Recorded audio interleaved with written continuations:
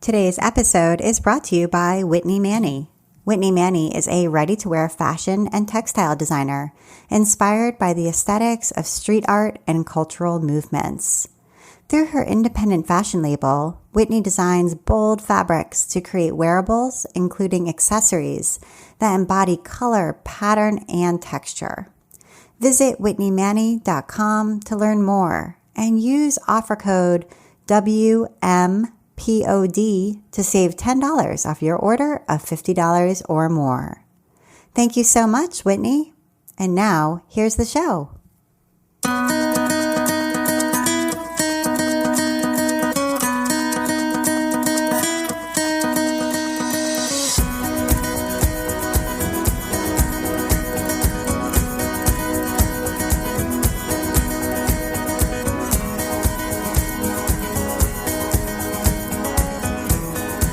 Welcome to episode 171 of the Craft Industry Alliance podcast. I'm Abby Glassenberg.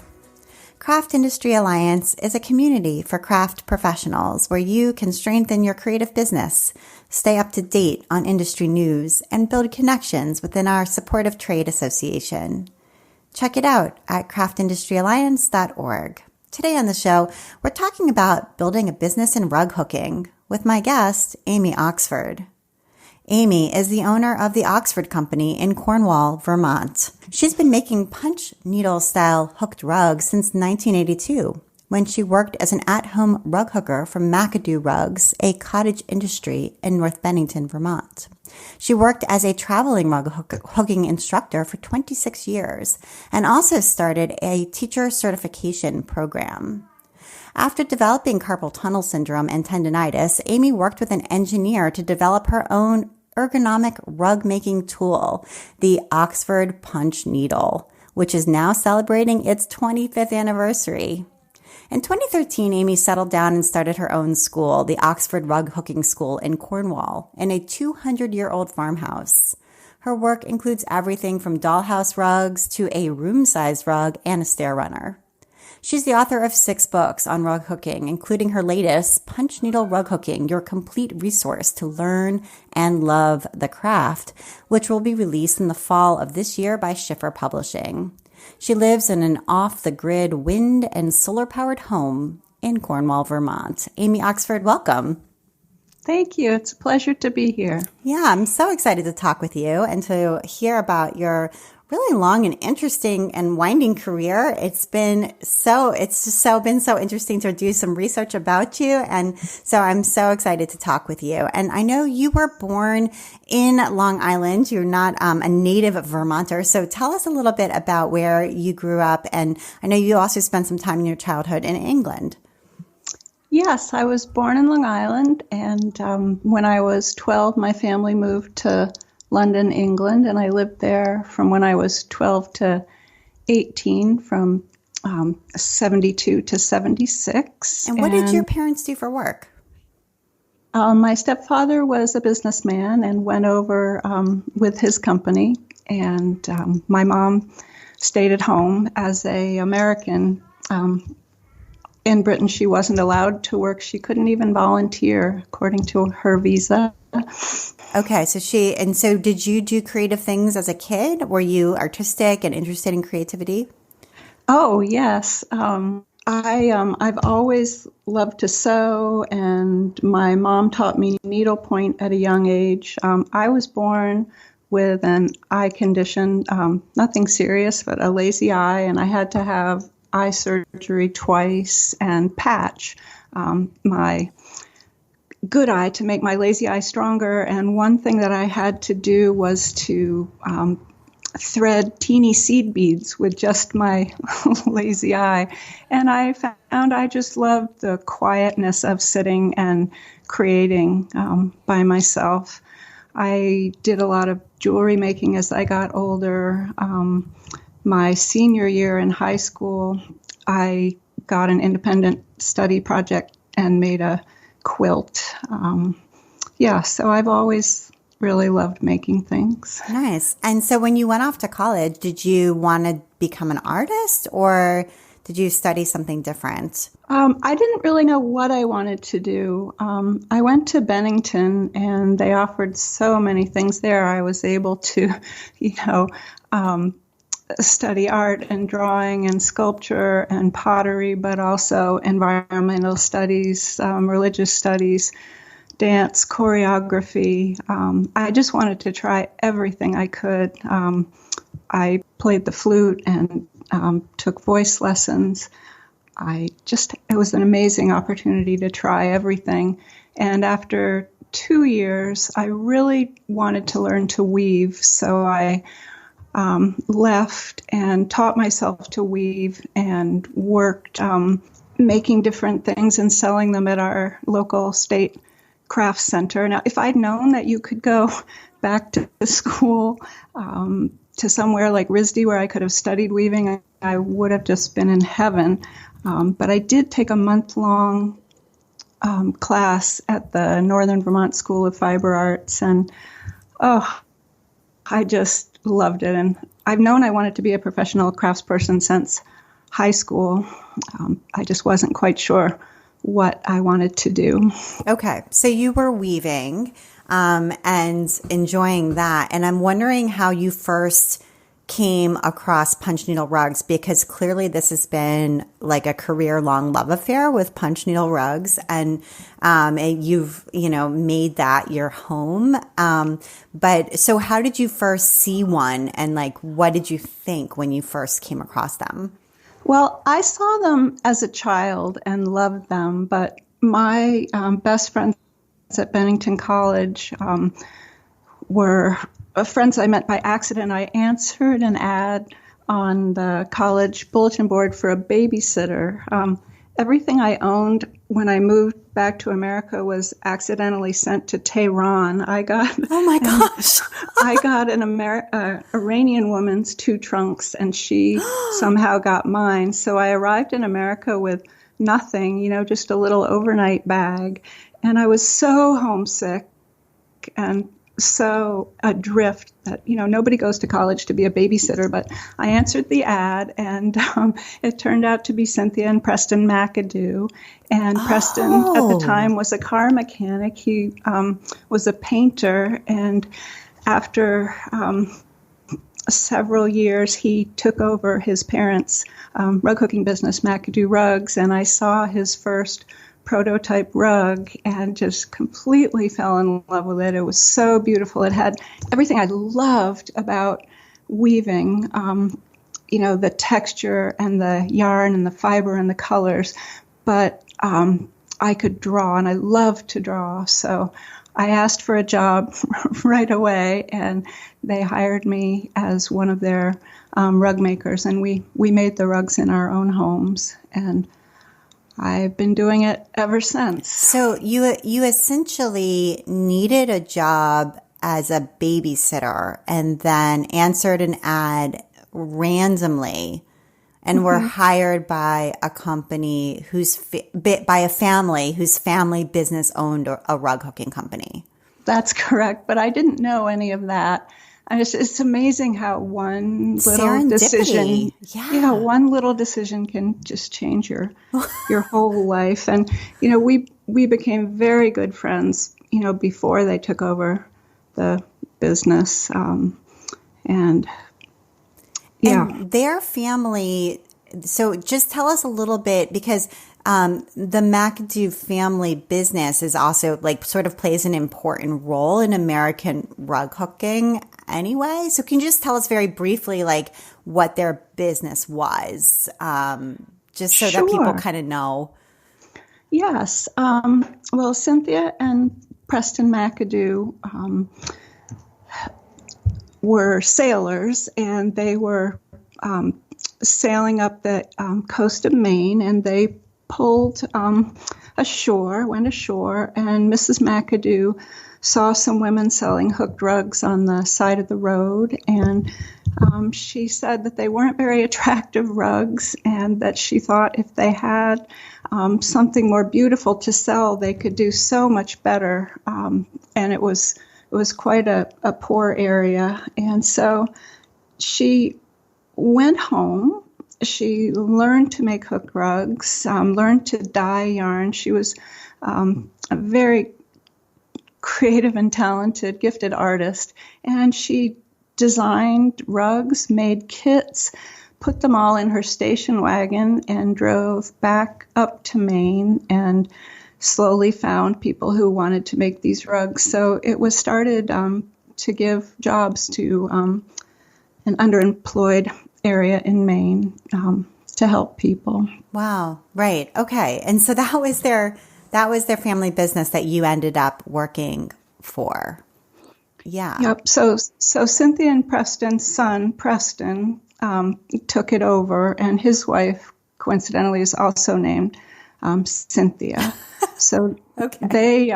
They ran the business in North Bennington, Vermont, and in their heyday, they had over 50 rug hookers working for them, a dozen designers. They were in a beautiful red mill, 200-year-old mill, and they made rugs for, sort of the who's who of America, for movie stars, and, rugs for two different presidents, a rug for Camp David. Wow. They made a fried egg rug for Mary Tyler Moore's kitchen. Oh, my gosh. Yeah, so they just made the most beautiful rugs, and they sold in shops all over the country. They opened a shop on Lexington Avenue for a while, and Preston went to different rug shows. Individuals would have a rug, sort of a rug party, a rug show, and Preston would come with a carload full of rugs, and usually a portion of the money would go to the charity of the person who was putting on the rug show. So it always had a philanthropic aspect to it from the beginning, but they were very quiet about it. It was very, very modest and not boastful about what they were doing. They're just an amazing company. And it always employed these people who worked out of their homes, including you. Yes. Yeah. It was great because you could work at home, if you had small children at home. Right. I had a baby at home. It was perfect for that. Yeah. It was a great job. Yeah. So that's such an interesting company, and that's how you got your start. So I just think that's such a great story and really great. So thank you for sharing a little bit about that history, because I think it's important for people to know. And so the kind of rugs that you were making then, those, and that McAdoo was making, those were punch needle rugs. Is that right? Yes, that's right. Okay. So just wanted to sort of clarify, because there's other kinds of sort of rug hooking that people do, just so that people who don't really know this kind of craft all that well. There's rug hooking that can be done with strips of fabric and things. And actually punch needle was sort of considered cheating, or considered to be sort of lesser, for a period of time, and sort of not considered to be, I don't know, the right way to make a rug. Is that right? Yeah. So traditional rug hooking, as it's called now, started in the 1830s in the Canadian Maritime provinces and New England, and a crochet-like hook and a wooden handle was used, and either strips of used clothing or yarn were pulled up through a backing, like a gunny sack or a burlap backing, to form loops, which made the pile of the rug. And that's how the first hooked rugs were made. And in 1881, a farm machinery manufacturer named Ebenezer Ross from Toledo, Ohio, invented the first punch needle.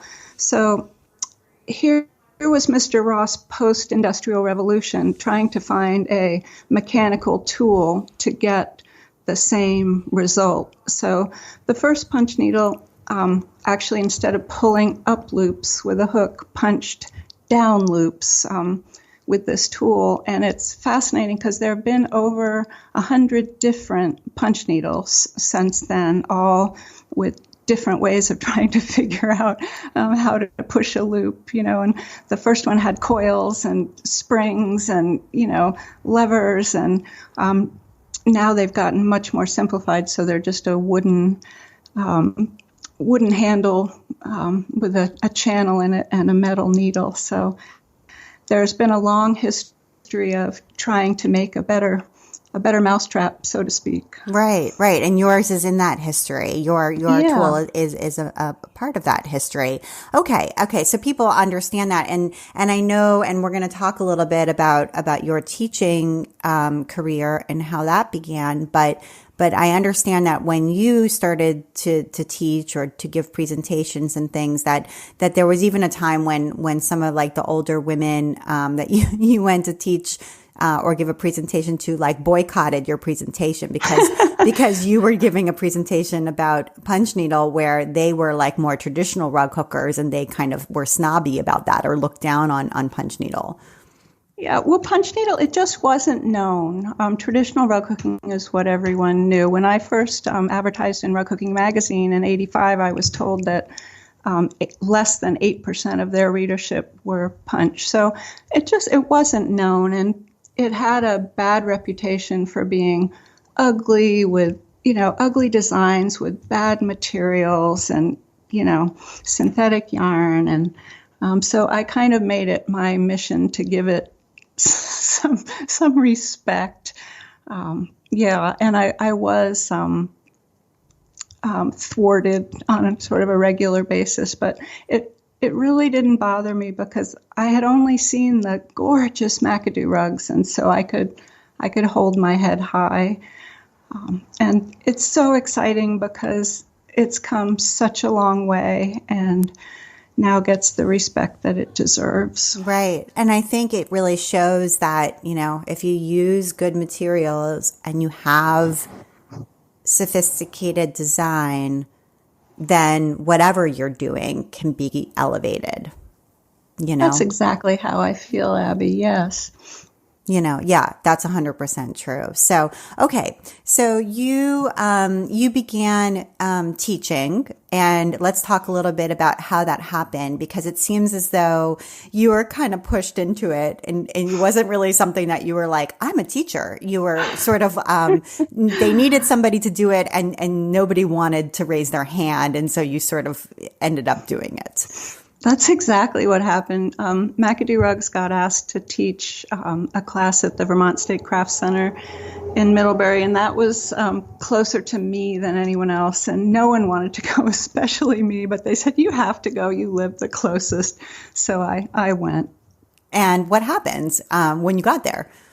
Well, I was really surprised as I started teaching that I loved it, and I really felt like an imposter in the beginning, and they kept asking me questions and, all day. And I thought at first, they think I know what I'm talking about. Right. And then at the end of the day, I'm like, I think I do know what I'm talking about. Yeah, totally. Yeah, and it's such a easy craft to learn, and it works up so quickly. It's sort of instant gratification with wool, really. So it was so much fun helping people, and they were so excited that their enthusiasm was really contagious, and I loved everything about it. I want to take a minute now to hear from our sponsor, Whitney Manny. My name is Whitney Manny, and I am a fashion and textile designer for my own label, Whitney Manny Fashion and Textiles. So my work is really inspired by street art, streetwear, and cultural movements. So everything is really bright and fun. I do a lot of hand processes like dyeing, airbrushing, and then digitally manipulate those fabrics to create ready-to-wear garments and accessories. Oh, that's cool. So, what does your line consist of right now? Is it like what kind of pieces are in it right now? Right now, I mostly have been focusing on the accessories lane. So that's been doing really well. I think it's easy for people to see something that's really bright and fun in the form of a bag or earrings, because you can mix it into your existing wardrobe.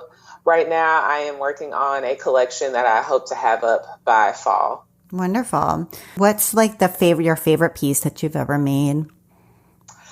My favorite piece, it was a series of like motorcycle jackets that I made from digital print fabric.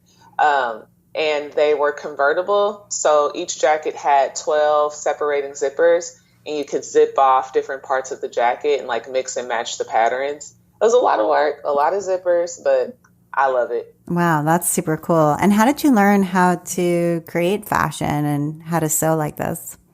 Yeah, I originally taught myself how to sew at 13. I am 6 foot, so I've been tall for a while. And my biggest grief was having to give away my clothes because I would just wake up and I would be 2 inches taller. So that's where my love of sewing came from. I went on to go to the Kansas City Art Institute, where I received my Bachelor of Fine Arts in Fibers. And that's where I kind of honed into the textile and surface design part. Wonderful. And is this your full-time gig? It is. So through this, like I operate my online store, do wholesale. I also teach and freelance. Wonderful. And where can people check your clothes out if they want to sort of see what they look like and learn more? Yeah. So my website is whitneymanny.com. I'm also on Instagram at Whitney Manny, and on other social media platforms. Wonderful. Thank you so much, Whitney. This has been fantastic. Thank you. Thank you so much, Whitney. And now back to my conversation with Amy.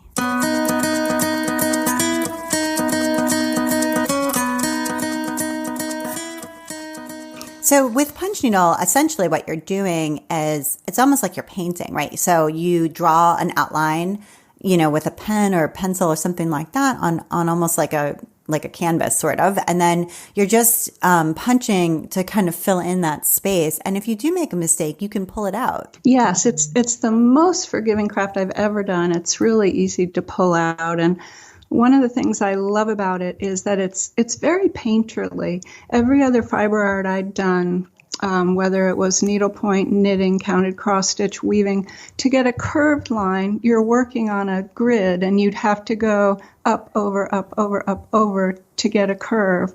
And with rug hooking, you can just punch freely in any direction.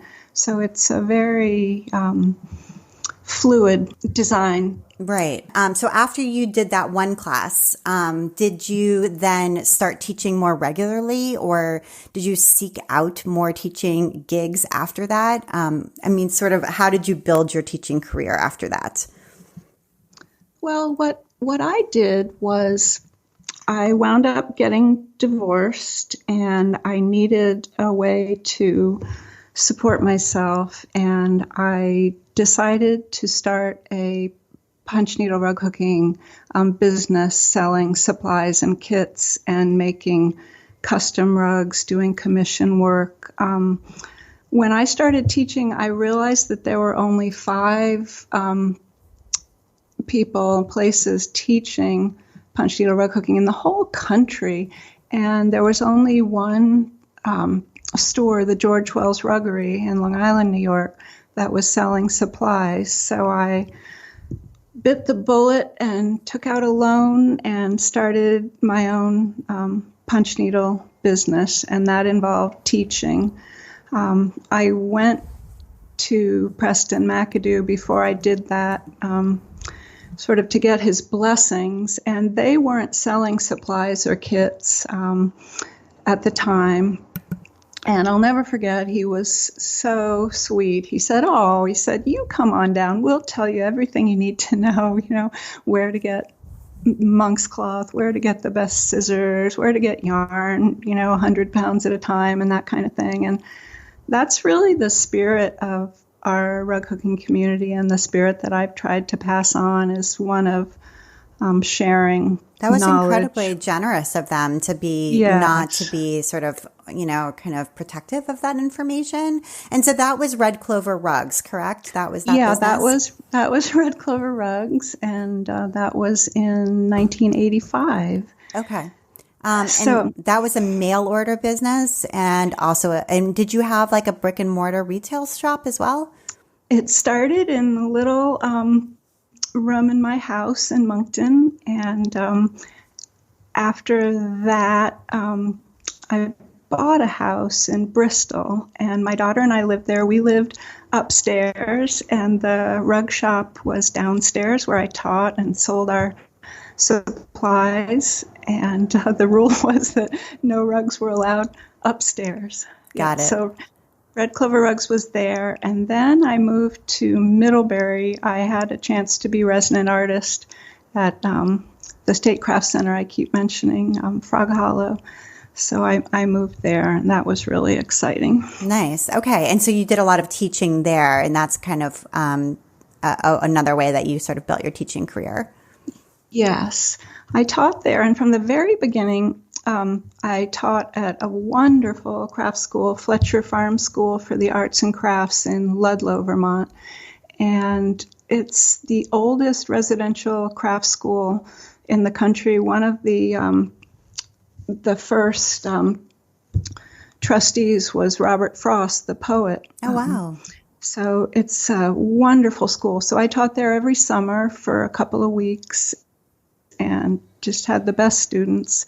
And just, as a single parent, I taught everywhere I could, anywhere I was invited. I made, commissions. I made rugs to sell at different galleries. I did everything I could with every aspect. We sold supplies. I designed a line of kits. And, I was looking back at it, and my very first catalog had a dozen kits and a dozen finished rugs that you could order. And I thought, how did I do all that in 6 months, with a little girl? And then I realized, this was before the internet. This was before emails and, when you could just work focused on just one thing. Nobody was like pinging you constantly, and there was no Instagram trying to distract you from everything. Yeah, that's interesting. Exactly. And so, what's really interesting too is that it sounds like you really did every way of diversifying your income, like you had a brick and mortar, you had a mail order, you were making finished goods, you were selling kits, you were selling supplies, you were doing everything that you could do to generate income from this idea of you know what I mean? And then you also, did you also have other people hooking rugs for you? When Red Clover Rugs got a little bit bigger, I did. I actually had 5 people making rugs for me. Wow. Yeah. Okay. Right. So, doing some commissions. I mean, it was wow, this is really, you were like artists in residence. You were doing everything that you could do during this. I was. Yeah. Yeah, I was. When I started, nobody was making punch needle rugs. When I taught a class, say I had, 8 people in the class, one person might love it and go on with it, and they would buy a little yarn from me. And I pretty much built up my whole customer base, from nothing. And then those people started teaching other people and their families, and it just gradually spread. And grew. Right, because there was basically no customer base. So that's really, right. It's really interesting too, because this niche was so incredibly small. And there's something to be said about being, the big fish in the small, very, very, very small pond, but it's a very small pond.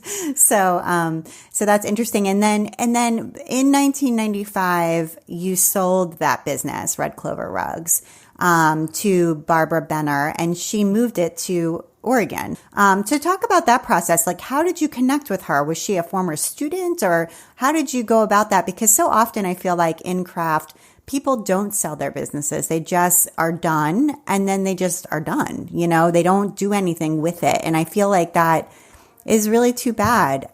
So I was heartened to hear that you did actually sell it and that somebody took it over. Yeah, I always felt that business was something that I was building. And I always felt that I would that I hoped I would be able to sell it when I retired, but it just happened sooner than I thought. It just got too big, and I wasn't happy.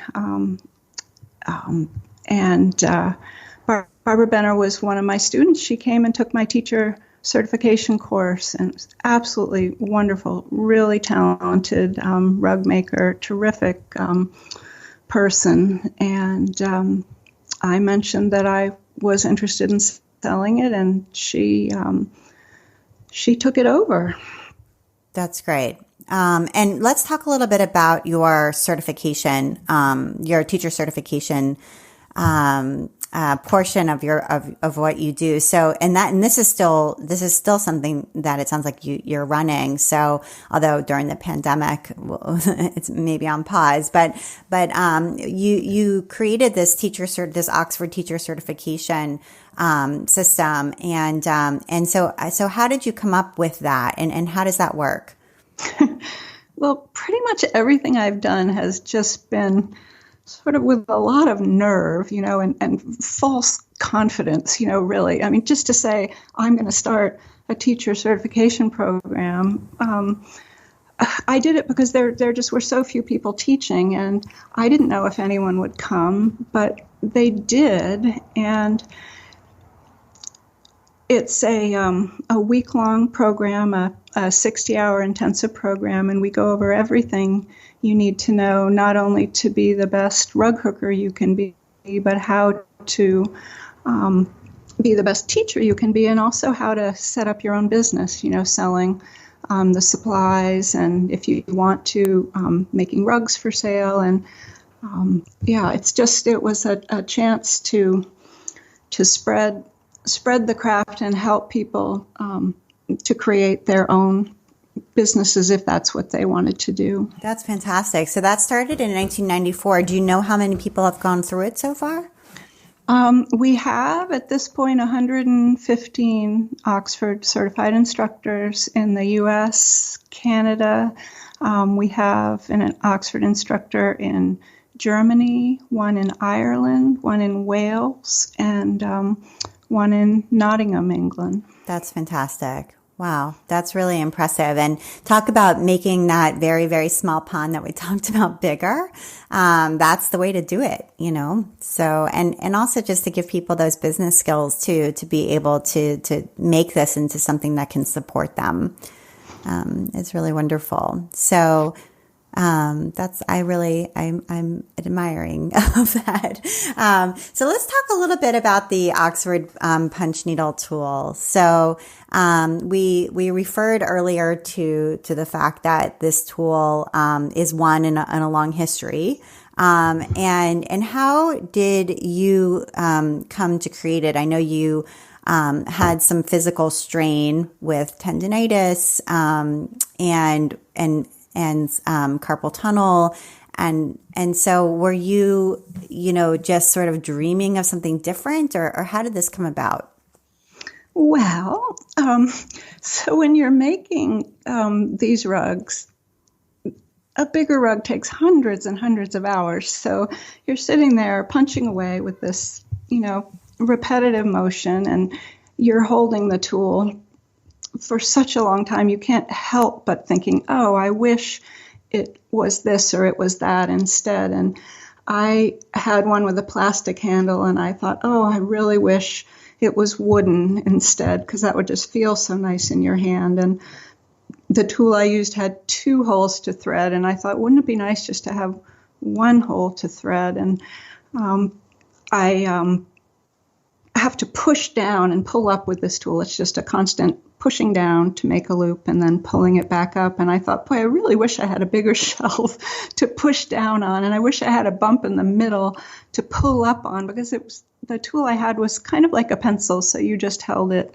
the same way. And I knew I wanted a tool that would allow you to use different hand muscles for pushing up and pulling up and pushing down.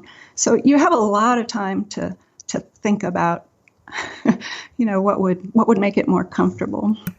Okay. And so you were kind of dreaming of this, could envision what it would look like.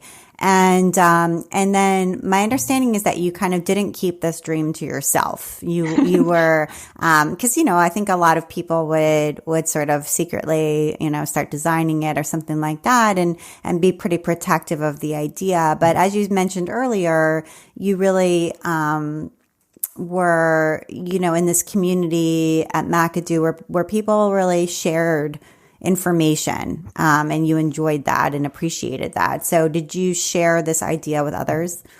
I shared it with anyone who expressed the remotest, amount of interest, when they'd ask about the tool and how I liked the tool. And I have always felt that if you put something out into the universe, that it's generally a wonderful world and that good things can come back to you. So I would mention it. Gosh, I've always wanted my own punch needle. And if they were a puncher already, I could say, yes, I want the wooden handle, and they'd concur. Wouldn't that be great? And so I mentioned it to at least 100 people. And the 100th person said, oh, well, my husband is an engineer and he likes helping fledgling inventors get their products off the ground. And it's his hobby to do this, and he does it for nothing. And I just couldn't believe it. True to her word, that very week, they were in touch, and I told them what I wanted. And by the next week, I had prototypes in my hand. And because I could visualize it so clearly, I was able to try it and say, oh, could you please change this a little or change that a little?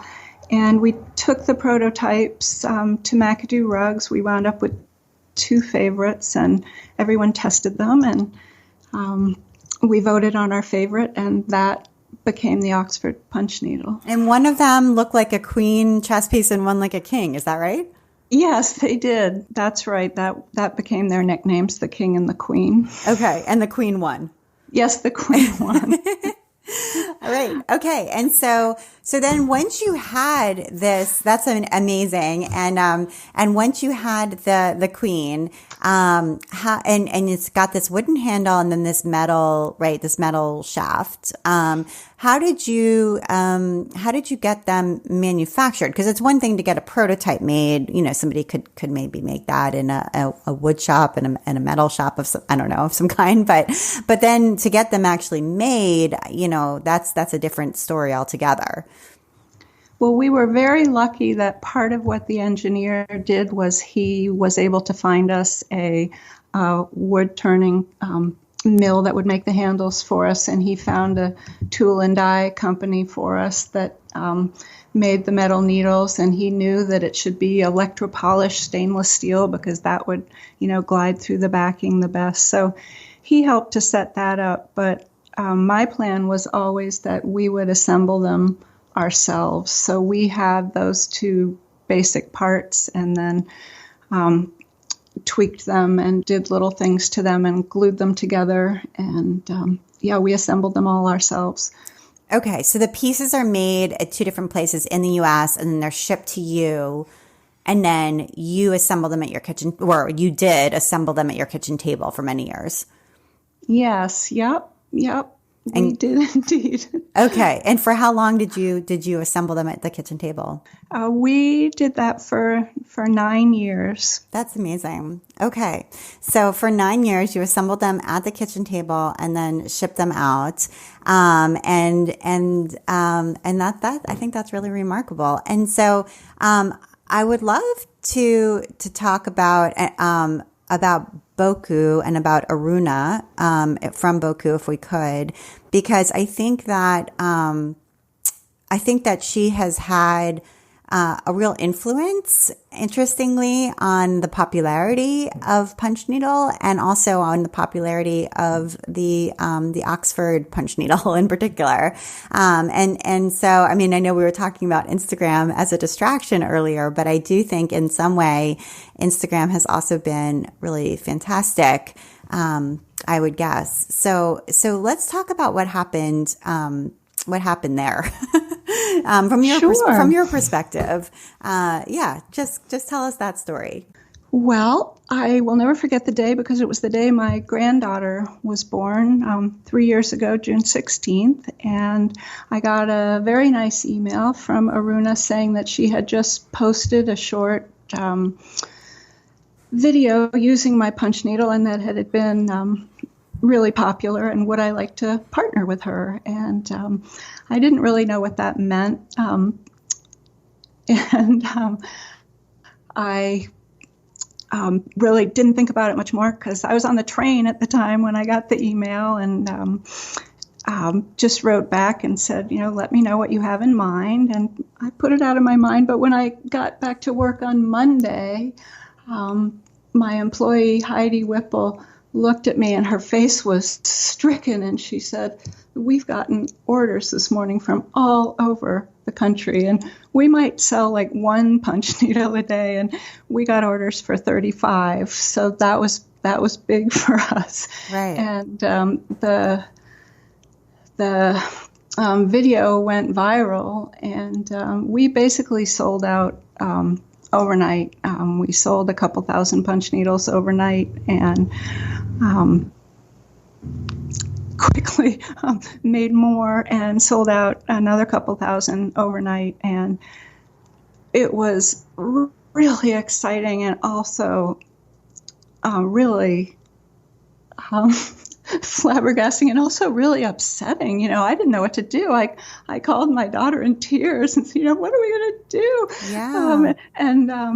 I was just sitting on the floor in a little heap saying, what the heck are we going to do? And she's like, Mom, calm down. This is a good problem. Right. People want this problem. So she talked me through it, and we hired someone to help us. We had no really modern day inventory control. We were so small. We ordered 1,000 handles and 1,000 needle points at a time, and they came in 2 boxes. And when we sold 1 box worth, we ordered more. So we had to get organized, and I called my handle supplier and told them what happened, and I'll never forget it. Erin practically started crying too and was just so happy for us. It was really miraculous, and it's the kind of thing that only could happen, in the age of social media. And Aruna, she's my hero. It's remarkable how one person can change someone else's life. Yeah, it is remarkable. Completely. I mean, yeah, I mean, it really is. One person changed your life way back when you first stumbled upon rug hooking. But again, yep. This happened again for you. And I think it really can't be underestimated, the power of a partnership like that. Yes. And, yes. And it's really, and also the power of influence, of somebody's audience. It's really incredible when somebody strikes it right. And she was really able to help bring that craft to light for so many people. So, and to bring your tool into so many people's hands. And that's really a huge gift. And since that happened, it's one thing, right, for a single video to go viral, but what happened later? So has that demand kept up? Have you been able, you know what I mean? Because sometimes what can happen in a business, right, is you have a huge surge, you build out infrastructure, and inventory for that surge, and then it dies back and you're sort of left with all of that. And then, you know what I mean? And there's sort of a letdown. Yes. Well, I was chuckling to myself because it's just been phenomenal. My feeling about the whole thing when the tool was discovered was that I didn't want to compromise quality for the amount of quantity that was needed. And it took our suppliers a while to get up to speed. And our sales grew 420% overnight. Now, mind you, we'd been pretty small to begin with, but just to give you an idea, the first year in 95, I sold 369 punch needles, and I knew just about every single person I sold one to. When Aruna discovered us, I was selling, maybe 1,000 punch needles a year, and I was perfectly happy with that. It didn't die down. It was so exciting. My customer base and students, are in their 40s, literally up to their 90s. And now that I'm on Instagram, I can see that my followers are 25 to 35 years old. And what Aruna's done is she's introduced it to a whole new generation of rug hookers. And because she's so cool and so talented and so artistically talented, she's made it hip again. She's made it cool, and it just keeps growing. We ship to 64 different countries. Last year, we sold 27,180 punch needles. We have over 30 different stores waiting to carry the punches. We have right now a minimum of what you can order, and then the pandemic, of course, has thrown a curve into all that because it's taking longer to get the supplies. But we've done nothing to grow. It hasn't faded out. That's amazing. Yeah. That's a fantastic story. And, it happened organically because you had a really good tool. And I also think it happened not because you were an overnight success. And I think that that's also really important to realize here, right? Like this tool is celebrating its 25th anniversary. And I think a lot of people might think, oh, Amy's got a brand new tool. You know what I mean? And that's not the case. Like this was developed because you truly understood this craft and truly knew what would make this craft better and more fun and easier and just how to do this well. And we're able to develop something that would actually work well for people and so, in that way, it's quality, right? It's quality. And I think that that's important to point out. This is no overnight success. So, yeah. We weren't ready for the number of orders because we never even thought that way. But we were definitely ready for all the questions and all the the information part of it, the information people needed. And I started doing YouTube tutorials to help people learn how to do it, and to support it. Absolutely. And so you have a new 2-book contract with Schiffer. You have written books in the past, and this book, this first one, is an updated version of the book that's kind of the comprehensive how to do this craft. And it's going to be coming out this fall. It's called Punch Needle Rug Hooking, your complete resource to learn and love the craft. So just tell us sort of in a nutshell what this book is going to contain, because I think a lot of people are going to be excited to get it and then to get an Oxford tool to go along with it. It just seems like a great kind of companion piece.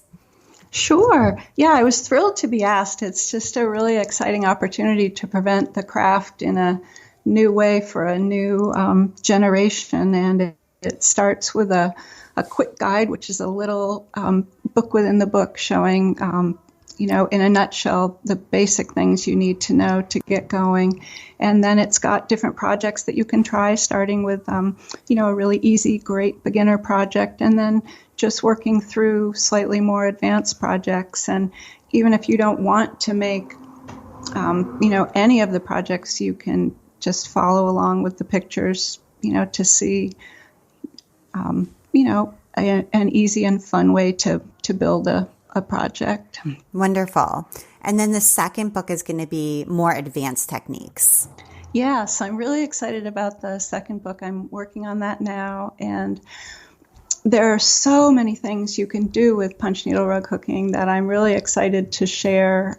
You can punch with fabric strips. You can use all kinds of novelty materials. You can make three-dimensional pieces and bags and, lots of fun things. And the book will be how to do these advanced techniques, and the rugs and some of the techniques will be contributed by myself and also Oxford certified instructors who do such wonderful work and really innovative, fun, sort of cutting edge work. So I can't wait to see what they submit for great new ideas for the craft. That's fabulous. So exciting. I'm very excited to see both of those books.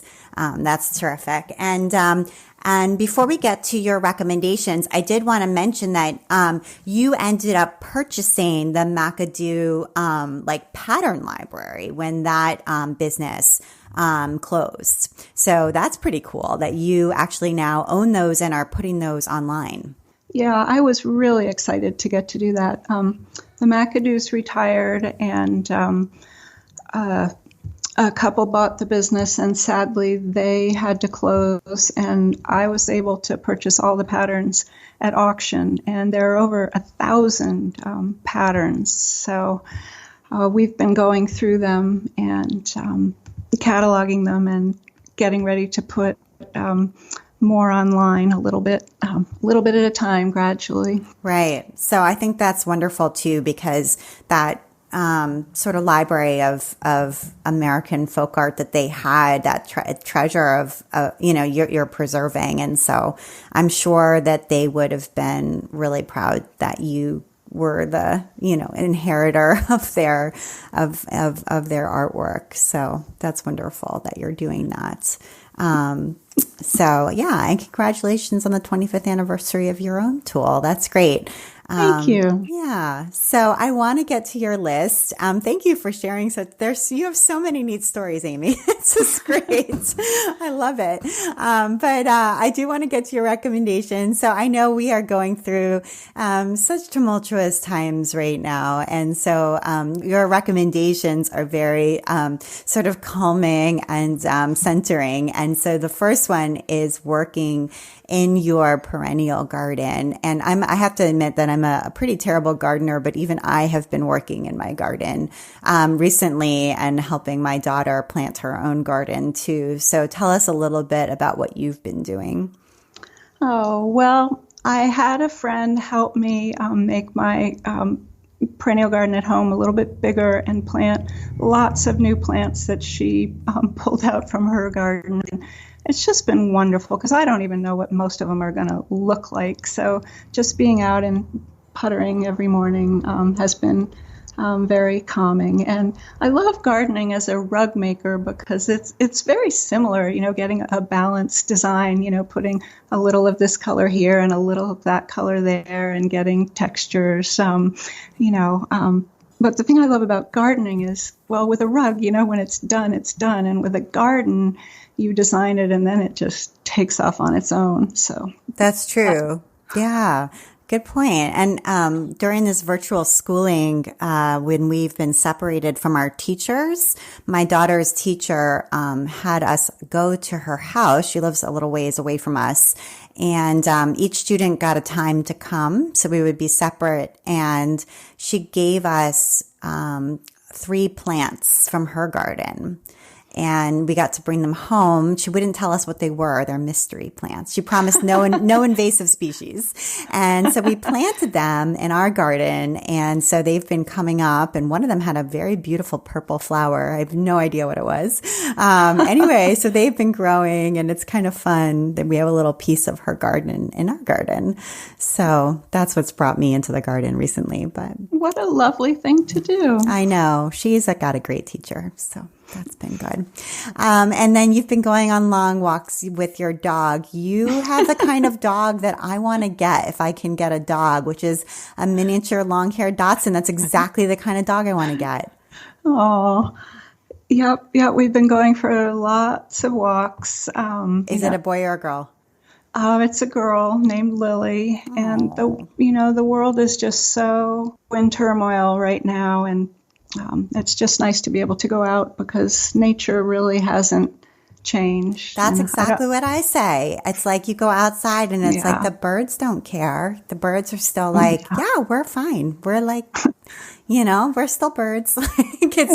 There's something really like comforting about that, And I don't want to stick my head in the sand, but we all need a little bit of that relief. Continual, just like everything's still going, just it helps. Yeah, I agree.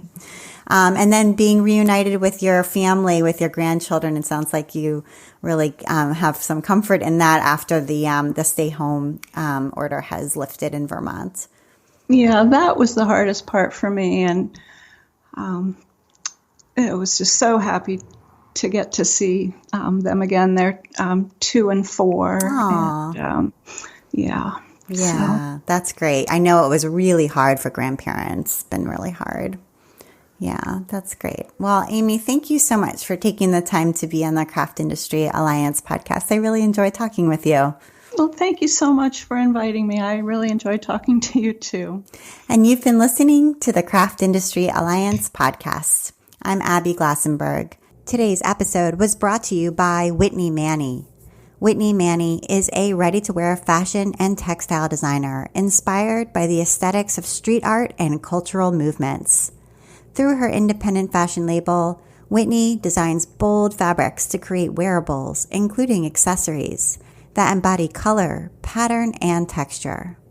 Visit WhitneyManny.com to learn more and use the offer code WMPOD to save $10 off your order of $50 or more.